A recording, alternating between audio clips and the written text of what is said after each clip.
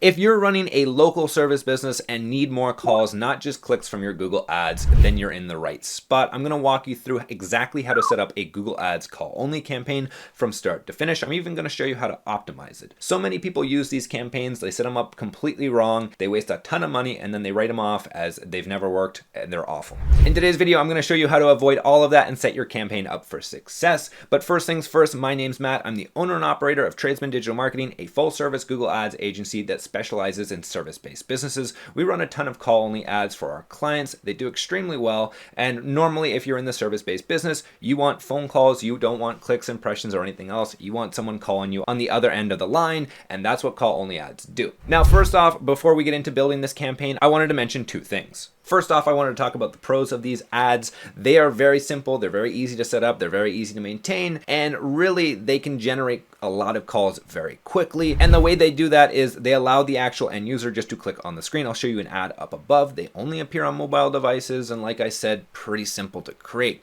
Now, two things that are real big cons that I wanted to address are, first off, the average cost per click on a call only ad is normally higher than a general search ad. That's just because Google understands, hey, call only ads are normally more valuable. People in the auction house normally know that as well, and the actual cost per click on a call only ad is going to be higher. That being said, most service-based businesses understand the value of a phone call, so they're happy to pay it normally. The other thing I did want to address is these call only ads tend to work better in certain industries. Think about industries that are normally emergency based, or they have a problem that they need fixed now. So HVAC, imagine if your heater goes out in December and you're in Canada. You need an HVAC guy to help repair that or get a new one in. You're just going to go with the first person you see on the internet, and call only ads are a great fit for that. Another industry that works really well, locksmiths as well. A lot of contractors, landscapers, pool installations can use call only ads very effectively. One of our very first campaigns was pool installation. We ran call only ads and we had tremendous success with it. But those are generally the industries they tend to do better in, especially where people don't have to do as much research on the actual company they're going to be working with. Now let's get into actually building the campaign. Okay, now that we're in our Google Ads campaign, there are two things I would recommend doing. First is actually coming over here to tools and hitting the planning, and then opening up your keyword planner just for easy access later. And then the second thing is going to be the actual conversion tracking. Now, conversions are super important, and I like setting up call only ads so you can see exactly what they're doing instead of combining them with any sort of call extension. It just makes things a lot easier and a lot more segregated, so everything's simple and easy to understand. You don't need a super complicated thing. And by the way, this takes like 20 seconds and allows you to see everything. So what we're going to do is come over here to goals, hit summary, and then hit create a new conversion action. What this is going to allow us to do, again, is just separate the actual calls coming in. Very simple to do, by the way, not hard. And we're going to hit conversions from phone calls. This will allow us to track our phone call only ads, which are great. We're going to click continue, and we're going to do when someone calls your business or expresses interest in your offering, and it says, hey, you already have 2 of these ads set up. Yeah, I know. Calls from ads, this is going to be the one we're going to be tracking. So we're going to hit setup, we're going to hit settings, and then we're going to name it. So what we're going to name this one is call only ads. If you want to do pool installation, you could. I'm just going to do this for the sake of making it easier for you guys to see where it is. Some of the other conversion actions are similar, so it's like call ads. So just so you guys understand, if you want to attach a value to every single call that comes in, you absolutely can. It's a little bit more difficult to do with the call only ads as opposed to like e-commerce where you know exactly what someone is selling. So you can use it if you want. If you don't, it's all good. Another one is the count. So select how many conversions to count per click or interaction. When someone actually calls you, you want that to count as a conversion, obviously, but if they call back, do you want that to be called as a conversion as well? Normally you don't. You only want to set this for 1 in most circumstances. If you're doing something like e-commerce where people are making repetitive purchases, that makes sense. But for phone calls, normally it doesn't. Now moving on, we have the actual call length. I like 30 seconds to begin with and then ramping it up later on just so we can get a little bit of data in the account to work with early on to see what's converting, what's not. Of course, it's kind of difficult to figure out what counts as a conversion and what doesn't. Of course, people can call back. What I would highly recommend doing is using a third-party software like CallRail. That way you could actually have the data going into a CRM, figure out who counted as a sale and who didn't, and then you can route that data back into Google Ads. Super effective way. I'm going to talk about that later at the end of this campaign to figure out exactly who is a sale and who's not. The click-through conversion window, we're just going to leave that as 30 days. Essentially, when does it count that someone is no longer looking, and then if they came back do you want to add them again as a call? Essentially, if after 30 days this person doesn't call and then they call back 31 days later, then it will recount them as a conversion. I think 30 days is fine. Attribution, leave it as data driven. There's a whole bunch of other ones, but for right now, data driven is by far the best for most circumstances. Now what we're going to do is hit save and continue, and essentially the setup process for all of this is now done, and we're good to create our campaign. Thank you for sticking with me and not, completely clicking off of this video because you're like, I don't want to set up conversion tracking. What we're going to do is hit new campaign, and this is actually a pretty easy campaign to set up. I'm not going to lie. We're going to hit leads. We're going to come over here to phone call leads. As you can see, we have a whole bunch of actions. We're going to get rid of submit lead forms because we don't want that to pop up. And we're going to hit continue. We're going to hit search, and then we're going to hit phone calls. What we're going to do is I found a nice company online to steal our phone number from. This is Boulder Pools, or Boulder Design Pools and Landscapes. Shout out to them. I'm stealing your phone number for the sake of example. Thank you very much. We're going to change the actual country to wherever we're located. If you don't put the right phone number in, it's not going to work. So please make sure the phone number is correct and the country is correct. What we're going to do is click on continue. The name of this campaign is going to pop up. Normally, if you're running any sort of call-only ads campaign, you want to go after your most profitable services. For a pool installation company, it's going to be pool installation. It's not going to be selling chlorine. Please take that into consideration when you are setting this up. What we're going to name this is just pool installation. I will do for Boulder Pools, Boulder Design. Cool. And by the way, I did want to mention two things on the campaign part. If you're going to do multiple campaigns, normally you want to set them up if you're going to be targeting different locations, different states, provinces, where it's completely different. You need different wording. Services are going to be different. That's an acceptable time to actually make a different campaign. Or if the services are so different that none of the extensions or ad copy would make sense from one service to another. So for example, if we're doing pool installation and later in the year we do snow removal, we don't want those two in the same campaign. But if it was vinyl pool or fiberglass pool, you could easily put those in the same campaign, just different ad groups. Now what we're going to do is hit start new. And what I would highly recommend doing is setting this to maximize clicks. The reason you want to do this is you want to gather enough data inside of the actual campaign first and then switch it over to an AI bidding strategy. Google's getting a lot better with the actual AI and conversions and maximize conversions and all that. But still to this point, we find that sometimes it does slack off, at least at the beginning. So I like to throw it into maximize clicks, gather a whole bunch of data, and then send it back to the actual AI once we have about 20 to 30 conversions in the account. The AI knows what to do now and it's good to go. But at the very beginning, we find that maximize clicks gets you there quicker. So we would highly recommend the actual maximize clicks route in terms of the bidding strategy. Now, one thing you do want to set on maximize clicks is the actual maximum cost per bid limit. So what we're going to be doing here is essentially telling Google Ads, hey, do not bid above this limit. If the cost per click is $20, don't bid above that. You can bid anything lower than that, but get as many clicks as you can for under $20. That's essentially all this means.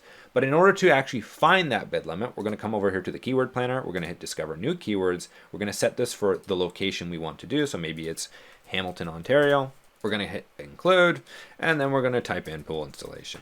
I have an entire video that goes about finding keywords. I just released it, completely up to date, and allows you to actually generate the ad groups and organize them and base them off intent. I highly recommend checking that out just so you guys have a better understanding. But one thing I'd be looking at, what we're going to do is just scroll across here and see top of page bid range, low and high. There's not enough data in this, so I'm just going to include all of Canada, and I want to actually get a good idea of what this is costing. So as you can see, anywhere from $2 to $13, $17, $20. Normally I like to go on the high end here and just add in essentially the top of page bid range.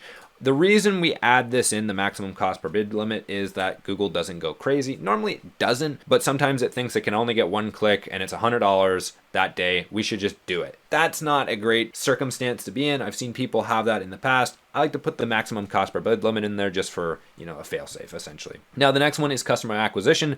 Bid for new customers only. You can't actually use this right now because you need at least 1,000 members in one network. So you can completely ignore this and don't check it off. The next thing we're going to be doing is going on to locations and the network settings. The network settings are essentially a feature in Google that allow you to appear on search partners networks. So other types of Google-esque search partners. That being said, we have found that they don't do as well as the generic Google search. The reason being for that is they're just not as monitored normally, and you get a lot more spam through them. That being said, they can still be effective, especially if you don't have enough search volume. However, for most campaigns, you should unselect this at the beginning, and then later on you can test it whether or not it's going to be viable. For locations, what we're going to want to do is actually enter in our target locations. For this, I'm actually going to show you the advanced search just because it's a little easier to use. We're going to do Hamilton, Ontario. You can exclude certain different locations if you wanted to. You can also set up a radius and enter pin mode, drop this down, that's cool, include this, change the radius if you'd like, and then hit save once you're happy with that. Of course, you only want to target areas that you can actually service and that you're going to be happy with the clients coming from them. Sometimes certain businesses have super valuable areas, super high-end neighborhoods that they get a lot more work out of. You might want to only target those, at least for the beginning, when you're starting a Google Ads campaign. That way you can see whether or not it's going to work in the best case scenario as opposed to the worst case scenario. Now, once we're happy with that, we just hit save. And another thing we're going to do with the location options is come down here and select presence only. This is only going to show to people in or regularly in your included locations. The other setting Google really enjoys adding automatically is present or interest. Now, this would be great if you were selling cars overseas and people were coming into town to like rent the vehicle off of you. That's fine because you're just looking for interest in that city. But if people are typing in Hamilton, Ontario, and they're searching from Africa or South America or somewhere else, that doesn't help me at all. I only want to target people in this actual location, and that's what we're going to do. We're only going to hit presence. It will save you a ton of money in the long run. Now, the next thing is languages. What you want to do here, if you're going to have multiple languages in Google Ads, I highly recommend starting out a new campaign and having, let's say if you're doing French and English, have a French campaign, have an English campaign. That way it's a lot easier to, one, create the ad copy for that, as well as optimize. Some languages are going to perform better than others, and this is something we recommend highly because you're going to just have such a massive difference, and it also allows you to optimize everything a lot easier and know what campaigns are performing. But for the sake of this example, we're just going to keep it in English, so everything's super simple here. For audiences, what we're going to do is leave it in observation mode, don't put it in targeting. What we're going to do from right here is add a whole bunch of audiences that are going to be relevant to us, so pools and spas, maybe even home and garden. Honestly, you can add in just as much as you want. It's not going to do anything. It's just going to collect data on your behalf, which is cool. Affinity, so if they're looking at, home and garden or anything of the sort, you can add that in. Really anything you think is slightly related, I would add it in to make it just so you can collect the data on this. And then once you're happy with all of this, you can just set it again, observation mode, not targeting. Targeting is going to heavily limit the amount of searches you're getting just because now you're only going to appear for people in those audiences. And if there's not a lot of people in those audiences, you're probably not going to be getting any clicks. So at least at the beginning, set it to observation mode, and then later on look at them and make a decision based off that. Maybe you want to increase bid limits, maybe you want to decrease it, maybe you want to remove an audience. It's really up to you, but right at the beginning, leave it in observation mode just so you can collect the data on these audiences. The next thing is broad match keywords. We're going to avoid broad match keywords like the plague for this account just because call only campaigns are very specific. We want to get high quality phone calls, and broad matches are very lenient in the amount of search terms you can pop up for, and they're generally going to waste a lot of money. Of course, there are certain situations where you could use them, but for most call only ad campaigns, you want to stick with either phrase match or exact match, like I'll show you in a second. When it comes to ad rotation or anything below here, I'm going to walk you through them. Ad rotation, you can essentially do it in manual or optimize. Google used to have a lot of problems with optimizing them because the AI would essentially just favor one ad over all the other ads. Even if it wasn't that great, it would just keep using that ad and wasting a whole bunch of money. We don't really use Do Not Optimize anymore, which is just manually testing them. We normally use Optimize because Google's AI is really good at figuring out what ads are converting and which ones aren't. So you're normally going to be fine in Optimize. If there's a massive issue with your ads, I could see putting it into Do Not Optimize, which is just manual rotation. But for most people, in 99% of scenarios, you're going to be fine with Optimize. Start and end dates. If you wanted to add an end date here, you absolutely can. It will just turn the campaign off after X amount of days. Completely fine. Next one is the ad schedule. For any sort of service-based business, you normally have hours. And what you're going to want to do is figure out those hours where you can actually respond to. Calls are very valuable. They're also normally very expensive, and you either want to answer the call as quickly as possible or get back to the person on the other end of the line as quickly as possible. If you can only service 9 to 5, only run the ads from 9 to 5. For this example, I'm just going to do 9 to 5 because that's normal working hours. But if you can't service them, then it is better just to reduce the hours or not run them on certain days. So for example, if we can only run Mondays to Fridays and answer them in a quickly, timely manner, then we only run Mondays to Fridays. And that's normally what a lot of companies do, and it's completely fine. If you want to later test it out on Saturdays and Sundays, you absolutely can. We also notice for a lot of service-based businesses that Mondays to Fridays tend to convert at a higher rate and get better quality leads just because people don't have as much time on their hands. So when you're thinking about people in the midweek, if they have a leak or they have a plumbing issue or whatever it is, they don't have like 8 hours on a Saturday to spend. Whereas on a Saturday, they can look around, they can call different people, they can get a quote. But for example, on a Thursday, you just don't have as much time on your hands. You're just going to go with the first person you can find to help prepare the lead. And that's the general principle we follow. Does it always work? No, but it's a pretty good guideline into running these ads. Next are the URL options and the brands. We don't need to worry about them for this campaign just because we're not going to be selling brands, and the URL parameters we're just going to be tracking in Google Ads for this. If you were sending it to somewhere else, of course, URL options could be useful, but for this, it's not that complicated of a campaign. We're not going to be doing all of that. Now we're going to be doing our actual ad groups. I have an entire video on how to structure a campaign and set up ad groups. I'll link that up above just so you can see all of this and go into a little bit more in depth on it. But for the first ad group, we're just going to do general pool installation. Normally, you're going to want to create ad groups so you can target specific keywords. So for example, if you had fiberglass pool installation, you'd want to create its own ad group. If you have vinyl pool installation, you want to create its own ad group because there's a big intent difference between vinyl and fiberglass pools. But if it was like fiberglass pool installation near me and then fiberglass pool installation, those two keywords are very similar and you could probably use them in the same ad group. So we don't want to get overly complicated, but we also don't want to alienate customers that don't have the same intent. So that's all explained in another video. So I'd highly recommend watching it. What we're going to do here is normally you're going to go through your entire keyword planner, find out good keywords, do what you should properly do, and watch my other video on how to do this. But for the sake of time, I'm just going to type in pool installation and we're going to get some keyword suggestions from Google. And then we're going to go from there. I'm going to show you some important features here that you can't miss. One of which is match type. So what we can see here, cool decking, this is irrelevant. We're looking for high buying intent keywords. So swimming pool companies, swimming pool construction. I just don't really like any of these, to be honest with you. Pool installation.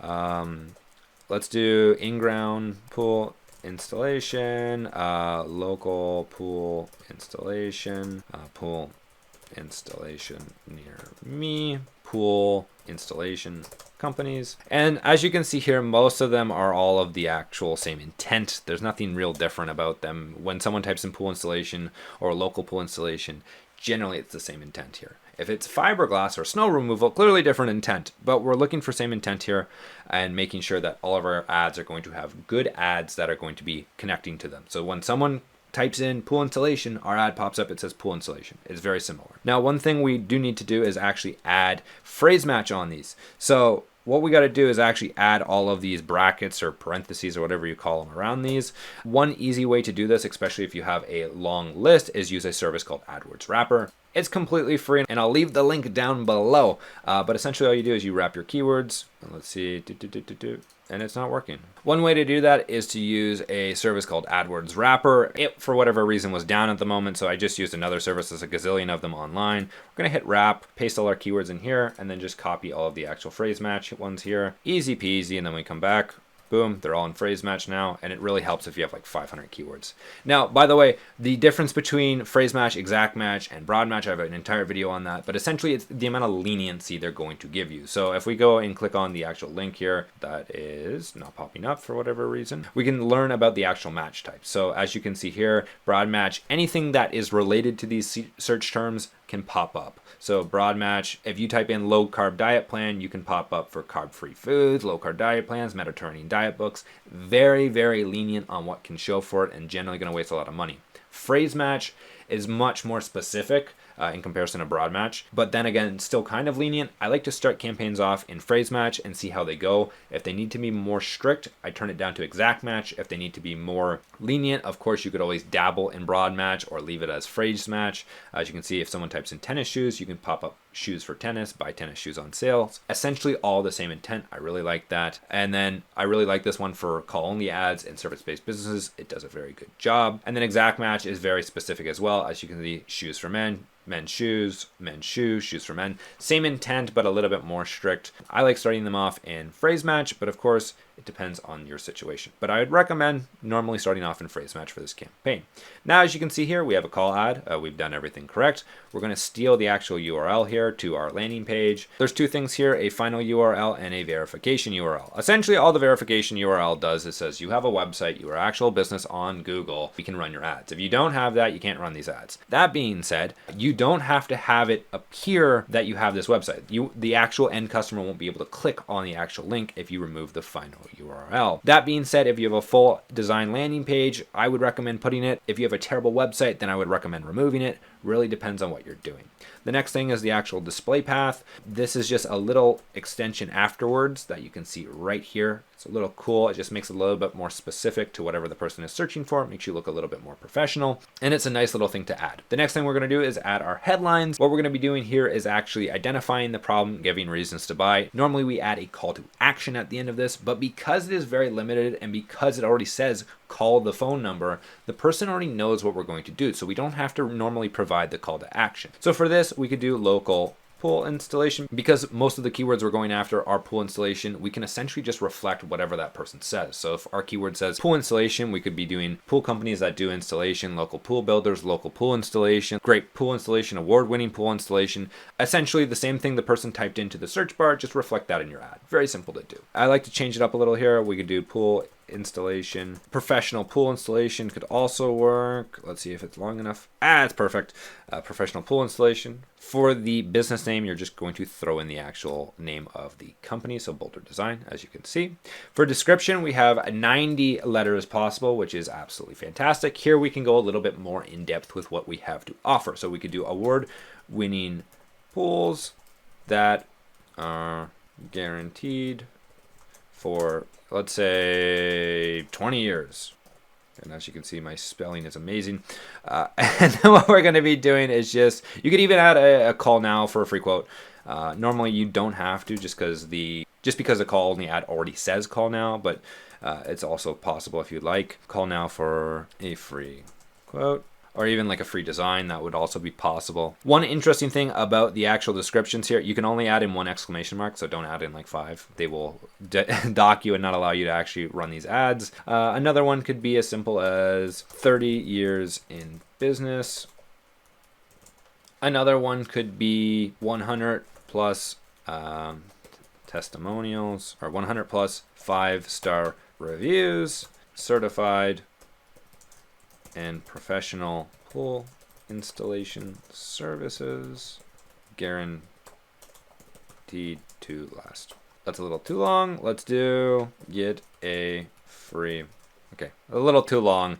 Let's do certified pool installation. There we go. And of course, my spelling is amazing, so please copy that exactly. I'm kidding. Please don't copy this.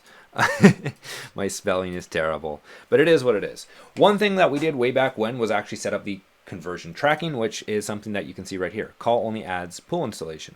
That's something that we're going to actually be doing and using just so we can see where the actual calls are coming from.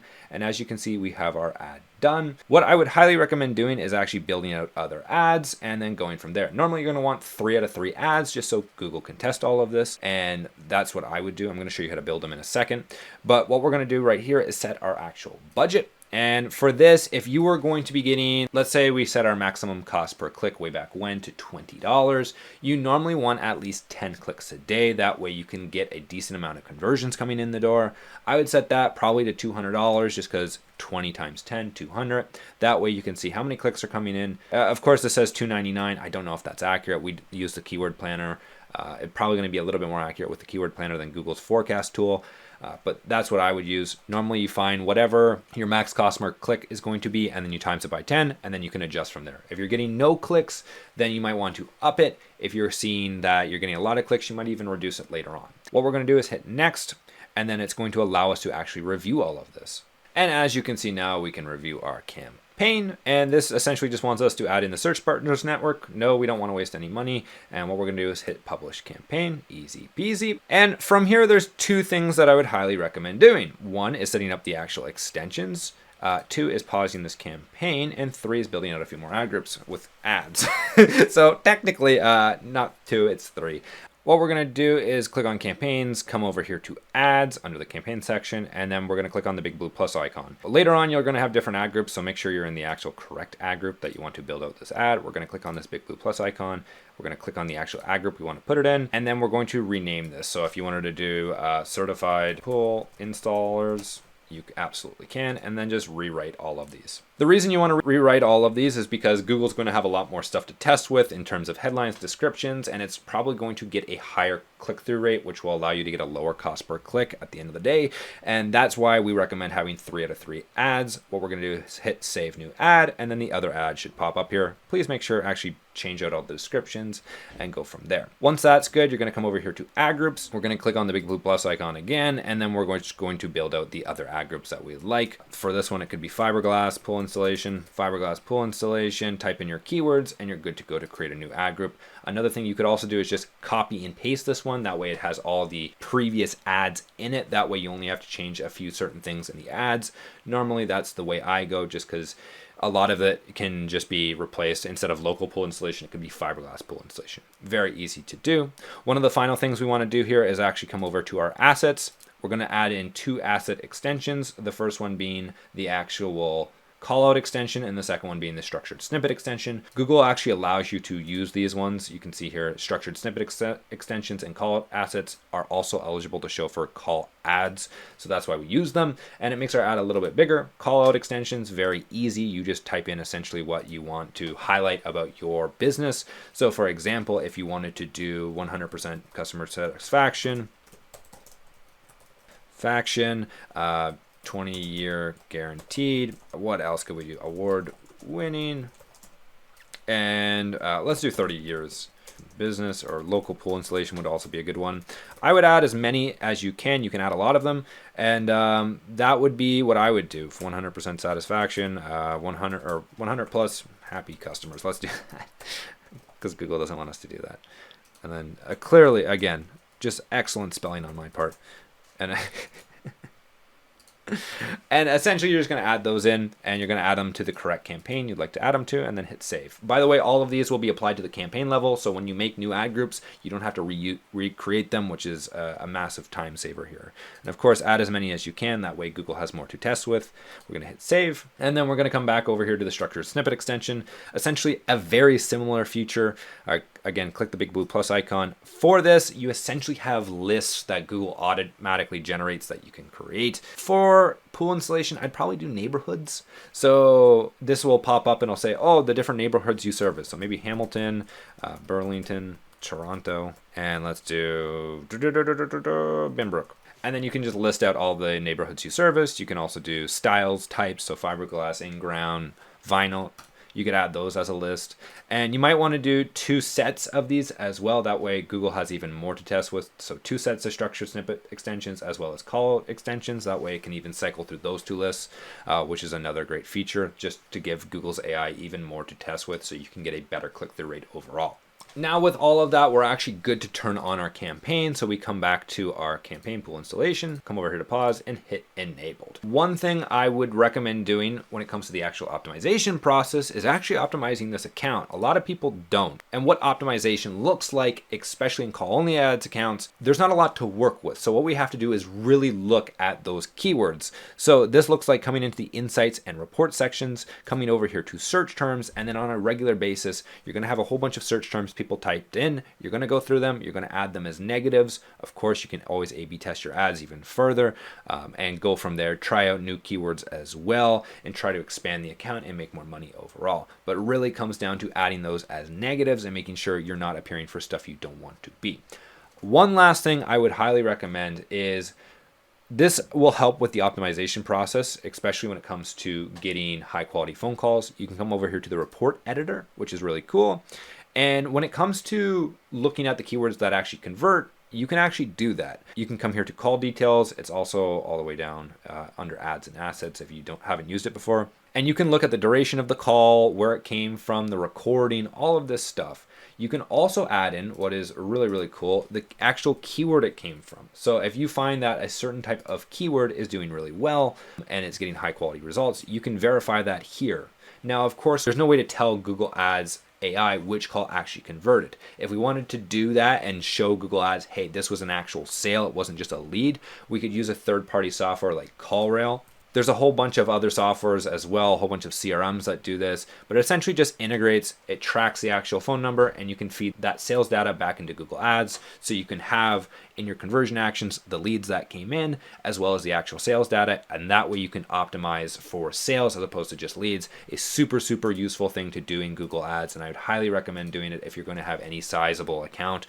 It's really going to make you a lot more money just because the AI is going to optimize for the actual sale instead of the actual lead. Big difference and a big game changer nowadays in Google Ads. Now that you've created your campaign, it's rocking and rolling, there's a few other things you might want to consider doing, and you might want to consider grabbing our optimization checklist. It walks you through on what to do on a weekly, monthly, and 3-month basis in your accounts. It also lets you jot down your results so you can see you're making progress month over month. And it's a great reminder of, hey, just got to go in, check those keywords, check those search terms, make sure we're looking at the bid strategy. Is it time to switch it over? Just a great way to do all of that. And again, it's completely free, and the link for that is down below. Now, if you have any comments, questions, or concerns about call-only ads, feel free to leave a comment down below. I will do my best to get back to it. Other than that, you guys have a wonderful day. Take care, and I wish you all well.